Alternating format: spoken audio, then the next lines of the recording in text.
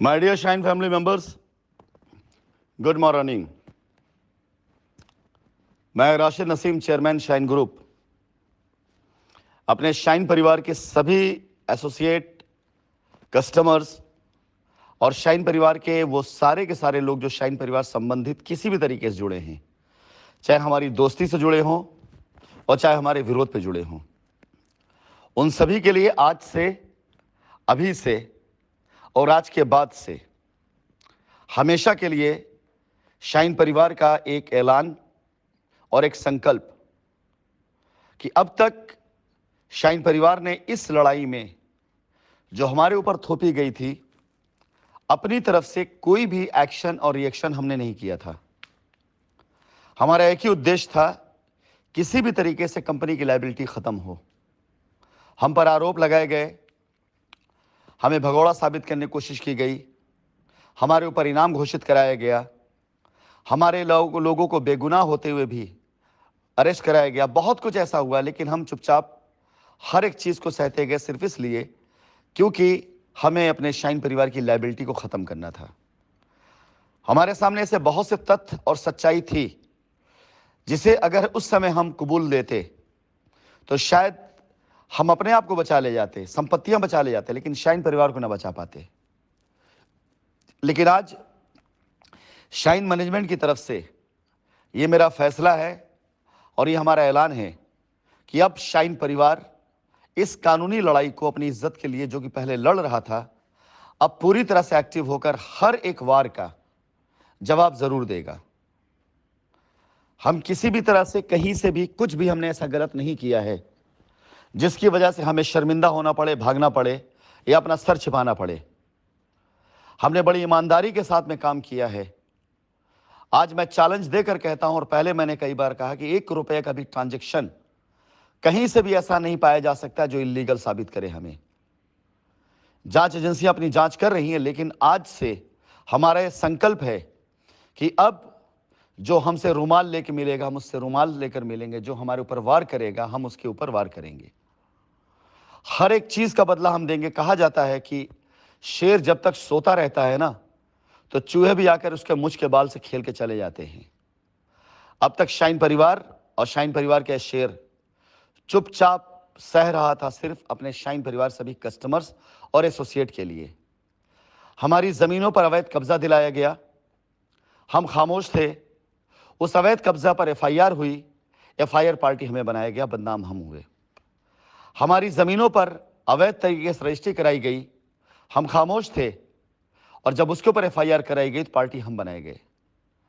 हमारी जमीनों पर अवैध वसूली की गई, हम उस समय भी खामोश थे, और उस पर एफआईआर कराई गई तो पार्टी हम बनाए गए।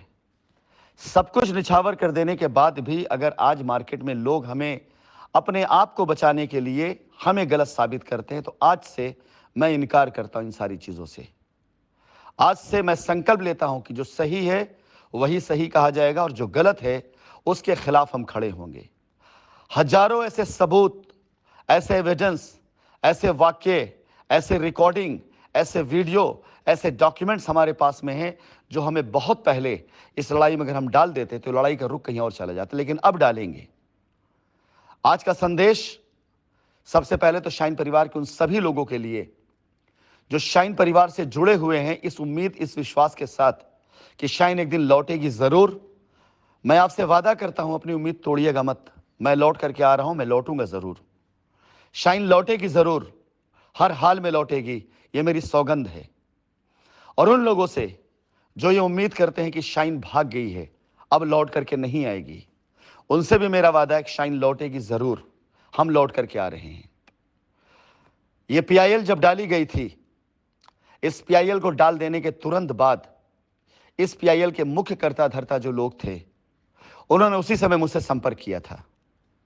मैं किसी पे बगैर आरोप लगाए आप सभी लोगों को कुछ जानकारी देना चाहूंगा।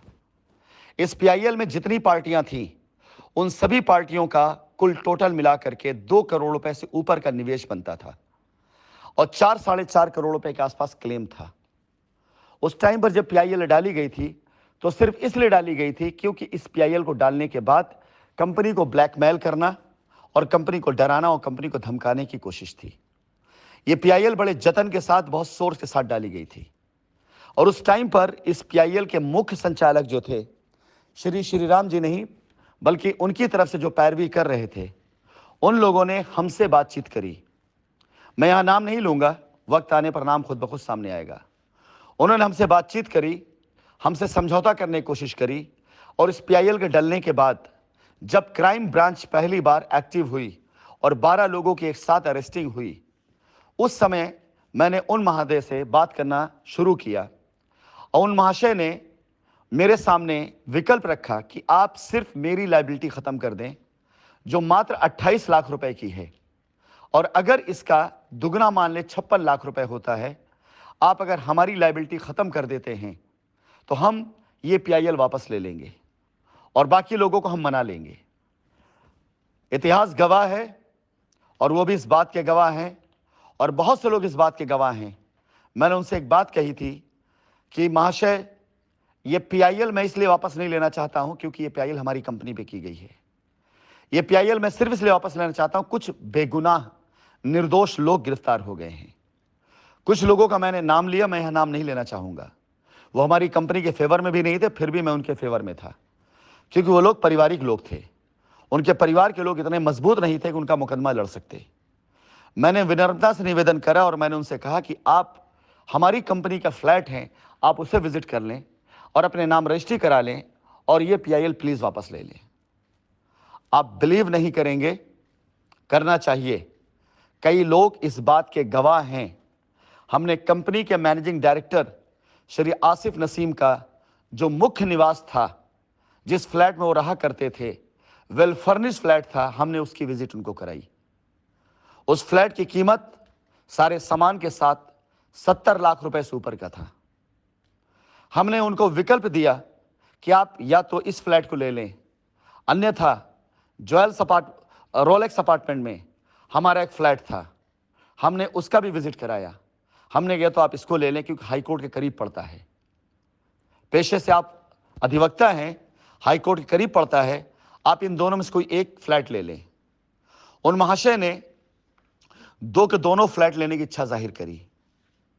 मैंने उनके सामने विकल्प रखा कि दोनों फ्लैट की कीमत 1.5 करोड़ रुपए होती है। व्हाट्सएप चैट हमारे पास है, आवश्यकता पड़ने पर यह व्हाट्सएप चैट शेयर की जाएगी। हमने उनसे कहा कि 1.5 करोड़ रुपए दोनों फ्लैट की कीमत है, इसे कैसे चुकाएंगे? आपकी टोटल लायबिलिटी 28 लाख रुपए की है, जो कि आपके अनुसार 56 लाख की बनती है। बाकी का जो 1 करोड़ रुपए के आसपास का फंड है, उसका क्या करेंगे? उन्होंने मुझसे रास्ता पूछा, आप बताइए। मैंने कहा कि आप पूरा 1.5 करोड़ का फ्लैट अपने नाम पे लिखवा लीजिए और 1 करोड़ रुपए जो बच रहा है वो इस पीआईएल में नामित जितने लोग हैं उन लोगों के मूलधन के तौर पर उनको वापस कर दीजिए।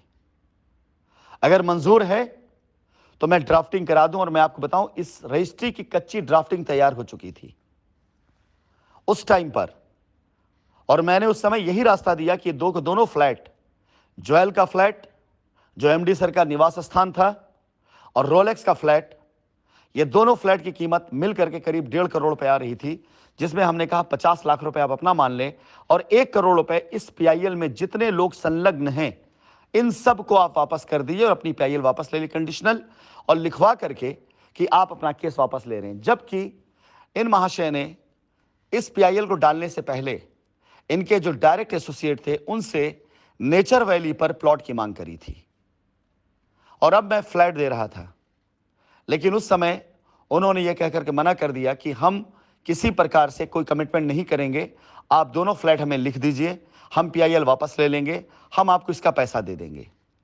हमने पैसा लेने से मना कर दिया और हमने अपने सामने सिर्फ एक ही विकल्प रखा कि अगर हम चलेंगे तो नियम से चलेंगे, अन्यथा नियम से विरुद्ध हम कोई काम नहीं करेंगे। यह डील वहीं खत्म हो गई। मेरे सामने कई बार यह विकल्प दिए गए कि राशिद जी आप हमारी शर्त को मान लीजिए, हम ये केस खत्म करा देंगे। उसी समय कोर्ट में केस चला गया, सुनवाई होनी शुरू हो गई। हमसे हमारे अधिवक्ताओं ने कहा कि यहां पर आप गारंटी दे देंगे तो गारंटी के तौर पर हम कोर्ट में गारंटी सबमिट करके कोर्ट से समय मांग लेंगे। हमने गारंटी देने की कोशिश करी, लेकिन क्योंकि कंपनी के एमडी और सीएमडी की तरफ से वकालतनामा नहीं था, इसलिए सुनवाई उतनी मजबूती से नहीं हो पाई। लेकिन गारंटी जिन लोगों को हमने दी, जो कि इनकी टीम के प्रेसिडेंट थे, कई करोड़ रुपए की लैंड बैंक उनको दिया कि आप जा करके इस मुकदमे को देखो, मुकदमा खत्म कराओ और ये लैंड बैंक आप पास से सबकी रजिस्ट्री कराओ, सबके एफआईआर खत्म कराओ। और तकरीबन 50 करोड़ से ऊपर का लैंड बैंक हमने उनके हवाले किया कि ये केस खत्म हो जाएगा, लायबिलिटी खत्म हो जाएगी, आपकी टीम क्लियर हो जाएगी। लेकिन उस टाइम पर किसी ने भी इस बात पर तवज्जो नहीं दी, किसी ने इस बात पर ध्यान नहीं दिया कि लायबिलिटी आसानी से खत्म हो सकती थी, आसानी से खत्म की जा सकती थी, लेकिन लोग सौदेबाजी में लग गए। कुछ समय के पश्चात मेरी जानकारी में आया कि ये पीआईएल मुख्यतः जिनके ऊपर बेस बना करके डाली गई, उनके परिवार का हर एक सदस्य कंपनी के अंदर लाभ के पद पर अपनी आईडी लगाकर कार्य करता रहा है। यानी महाशय की प्लॉट की बुकिंग जो कंपनी में की गई, वो उनके खुद के बेटे के तौर पे की गई, और जब उनके बेटे के तौर पे की गई, उस पर कमीशन भी गया। अब अगर एक एसोसिएट किसी भी कस्टमर की प्लॉट या इन्वेस्टमेंट को कंपनी में इन्वेस्ट कराता है और कंपनी में जब एफआईआर होती है, तो साथ ही साथ अब तक मैक्सिमम एफआईआर में उस एसोसिएट का नाम भी डाला गया है जो एसोसिएट उस कंपनी में उस इन्वेस्टर का पैसा इन्वेस्ट करवाया हुआ था। लेकिन इस एफआईआर में, इस कंप्लेन में, इस पीआईएल में इंद्रजीत सक्सेना और आशा सक्सेना का नाम क्यों नहीं है? अगर इस पीआईएल में जिनका नाम मुख्यतः दिया गया है, अगर इनके प्लॉट की बुकिंग करने वाले बुकिंग आईडी इंद्रजीत सक्सेना के नाम पर है और उनके अपलाइनर बाकी सारे लोग थे, तो अगर इस एफआईआर में बाकी लोगों को सम्मिलित किया गया है, तो ये 2-3 नाम बचे कैसे रह गए? ये लड़ाई और ये कानून की लड़ाई अब मैं लड़ने जा रहा हूं। आज से पहले मैं इस लड़ाई को लड़ा नहीं था। आज से पहले मैंने सिर्फ और सिर्फ रास्ता देने की कोशिश करी थी और इसके साथ ही साथ अपने ऊपर लगे हुए आरोपों को इग्नोर किया था। हमारा भी समाज है, हमारे भी लोग हैं। हमारे बारे में जब कोई ऐसी बातें करता है तो हमारी तरफ भी लोग देखते हैं, जो जानते हैं कि हम ऐसे नहीं हैं, हमारा आचरण ये नहीं है, हमारा कैरेक्टर ये नहीं, हमारा चरित्र ये नहीं है। उसके बाद भी हम मुस्कुरा कर कह देते कि एक बार हमारी कंपनी खड़ी हो जाएगी तो ये सारे लोग हमारे सामने हाथ जोड़ के खड़े रहेंगे, जाने दीजिए, माफ कर देते हैं। लेकिन अब नहीं, क्योंकि अब बहुत सी ऐसी चीजें सामने आ चुकी हैं जिनका पुलिंदा बनाकर अगर मैं मुकदमा लड़ने नहीं कूदा तो यह इतिहास नहीं बन पाएगा कि एक कंपनी जिस पर इतने आरोप लगाए गए, जिस पे इतनी तरीके से दिक्कतें कर दी गई, जिसके पीछे इतनी ढेर सारी एजेंसीज लगा दी गई, वो कंपनी बेगुनाह होते हुए भी खत्म हो गई। यह मैं नहीं होने दूंगा। इस लड़ाई को मैं अपने पूरी ताकत के साथ अब कानूनी तौर तरीकों से लड़ना शुरू करने जा रहा हूं। मैं आपको बताना चाहूंगा कि अगर कोई भी पीआईएल या कोई भी एफआईआर उठा लिया जाए, उसमें इतनी ज्यादा त्रुटियां हैं कि उन त्रुटियों को खोजते खोजते उनका पैसा देने से पहले उन पे जांच करते करते कई साल बीत जाएंगे। मैं इसी पीआईएल की बात कर लेता हूं जो श्री राम जी के द्वारा डाली गई है। इस पीआईएल में श्री राम जी ने जो क्लेम किया हुआ है, उनका इन्वेस्टमेंट हमारी कंपनी में उनके सुपुत्र के द्वारा या उनकी सुपुत्री के द्वारा या उनके दामाद के द्वारा कराया गया है। तो जांच का विषय इस बात को भी लेकर के आता है कि अगर एक एसोसिएट का नाम डाल दिया जाता है या एसोसिएट ना हो फिर भी नाम डाल दिया जाता है, कंपनी का कार्यकर्ता हो उसका नाम डाल दिया जाता है, कंपनी का स्टाफ हो उसका नाम डाल दिया जाता है, तो इतनी बड़ी पीआईएल में उन लोगों का नाम कैसे बचा रह गया जो डायरेक्ट इनके स्पॉन्सर थे? सवाल तो बनता है। मैदान के बाहर, कोर्ट के बाहर धमकाने के लिए, डराने के लिए, ब्लैकमेल करने के लिए कुछ भी किया जा सकता है, लेकिन माननीय न्यायालय में ऐसा कतई नहीं किया जा सकता है। मैं आपको आज माननीय न्यायालय के 2 फैसलों की तरफ आपका ध्यान ले जाना चाहूंगा। एक फैसला मुंबई हाई कोर्ट का है और एक फैसला सुप्रीम कोर्ट का है। मुंबई हाई कोर्ट का फैसला संजय राउत, जो कि भूतपूर्व होम मिनिस्टर थे महाराष्ट्र गवर्नमेंट में, जिन्हें अब से 100 दिन पहले अरेस्ट किया गया था और 100 दिन की कस्टडी के बाद उनको महाराष्ट्र हाईकोर्ट ने यह कहकर के बरी किया कि इनको गलत गिरफ्तार किया गया, इनके अधिकारों का हनन किया गया, इनका केस सिविल डिस्प्यूट था जिसे क्रिमिनल बनाने की कोशिश की गई। और दूसरा जजमेंट आज माननीय सुप्रीम कोर्ट कर रहा है, जिसमें आजम खान जो कि रामपुर के विधायक थे और उनके ऊपर हेट स्पीच पर उन्हें 3 साल की सजा हुई और 24 घंटे के अंदर अंदर ही उनकी सदस्यता रद्द कर दी गई स्पीकर के द्वारा। और सुप्रीम कोर्ट में सुनवाई के दौरान आज ये फटकार लगाई जाती है कि कैसे चुनाव आयोग की इतनी जल्दी थी कि फैसला आते ही बगैर पार्टी को अपील का मौका दिए हुए कैसे उनकी सदस्यता रद्द कर दी गई। और आज ये दोनों जजमेंट कोर्ट की गरिमा को मेंटेन रखते हुए ये साबित करते हैं कि बाहर की लड़ाई आपकी चाहे जिससे क्यों ना हो, लेकिन माननीय न्यायालय में अगर आप सही हैं तो 100 दिन लग सकता है, लेकिन इंसाफ होगा जरूर। ऐसे कई माननीय उच्चतम न्यायालय के और सर्वोच्च न्यायालय के फैसले इस बीच के हैं जो नजीर इस बात के हैं कि अगर कोर्ट के अंदर साक्ष्य नहीं प्रस्तुत हो पाया, अगर कोर्ट के अंदर तथ्य ठीक से पेश नहीं किया जा सका, अगर कोर्ट के अंदर किसी बेगुनाह को इतने दिनों तक उलझा दिया गया है, तो उसके बाद जब कोर्ट जजमेंट देती है तो आप अंदाजा लगा सकते हैं कि उस जजमेंट के बाद क्या होता होगा।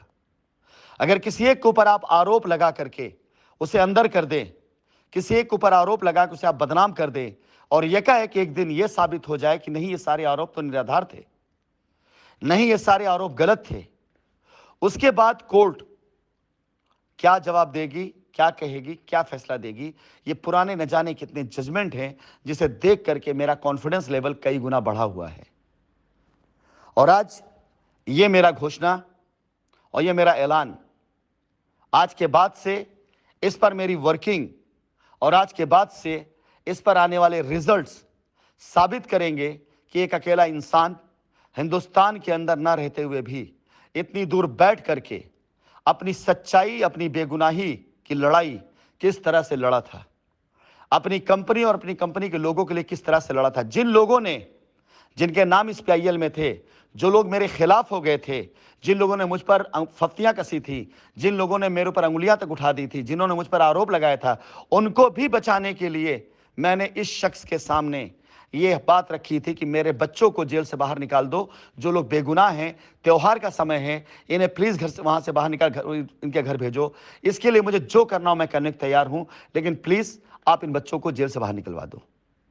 जिन लोगों ने मुझ पर अंगुलियां उठाई होंगी, जिन्होंने मुझे बुरा कहा होगा, उनके लिए भी मैंने इनके सामने रिक्वेस्ट करी थी। इस PIL के अंदर बेइंतहा चीजें ऐसी हैं क्योंकि अभी मेरे भाव सिर्फ और सिर्फ मेरी सच्चाई के लिए थे, लेकिन आने वाले समय में आप देखेंगे ये सारी कमियां किस प्रकार से माननीय न्यायालय के अंदर हम हमारे अधिवक्ता के तौर पे किस तरह से उठाई जाती हैं। और एक बात मैं और बता दूं आप सभी लोगों को, शाइन परिवार के सभी पॉजिटिव और निगेटिव लोगों को, आप इस मुगालते में बिल्कुल ना रहें कि राशिद नसीम लौट करके नहीं आएंगे। चाहे मुकदमा लड़ना हो, चाहे केस को और मजबूत करना हो, और चाहे अपने हक की लड़ाई लड़ना हो, और चाहे भारतीय संविधान में अपने विश्वास को साबित करना हो, जिस दिन मेरी आवश्यकता पड़ गई उस दिन मैं दुनिया को बता करके आऊंगा। कोई चोरी चुपके से नहीं आऊंगा, ऐलान करके आऊंगा, डंके की चोट पर आऊंगा और बाकायदा न्यायालय में प्रार्थना पत्र दे करके आऊंगा कि मैं आना चाहता हूं, अपना मुकदमा लड़ना चाहता हूं और सामने रहकर पैरवी करना चाहता हूं, चाहे अंदर रखें चाहे बाहर रहूं, लेकिन मैं अपनी कंपनी को और अपने आप को, कंपनी मैनेजमेंट को बेगुनाह और बेदाग साबित करना चाहता हूं और ये मैं करके रहूंगा। अपने शाइन परिवार के सभी लोगों से मैं कहना चाहूंगा, फालतू की बकवासों पे अब मत जाइए। अगर आपका रास्ता वो है जिस पे कानून आपको लेके जा रहा है और इन जैसे लोगों के चक्कर पड़ करके जो अपना सौदा करने के लिए न जाने कितने लोगों का केस जो 1.5-2 साल पहले खत्म हो गया होता, उसे खत्म नहीं होने देते सिर्फ अपनी लालच की वजह से, तो आप समझ सकते हैं कि आप में से कितने कस्टमर कठपुतली बने हुए हैं ऐसे लोगों के, जो लोग अपने हित के कारण कंपनी को बदनाम करते रहे हैं और आपका काम नहीं होने दिया है। निवेदन करूंगा, इस ऑडियो को सुनने के बाद ज्यादा से ज्यादा लोगों तक ज़रूर फॉरवर्ड करिएगा, क्योंकि यह मुकदमा अब शुरू हुआ है, लड़ने मैं अब जा रहा हूं। और आप देखेंगे, चाहे वो मीडिया में छपी हुई खबरें हों और चाहे सोशल मीडिया पर डाली हुई फफ्तियां हों, चाहे मेरे बारे में फैलाई गई अफवाहें हों, चाहे कंपनी को या कंपनी के वजूद को ख़त्म करने वाली बातें हों, चाहे फर्जी FIR हों, चाहे झूठे इल्ज़ाम हों, सब के खिलाफ अब मैं लड़ूंगा। धन्यवाद। सत्यमेव जयते।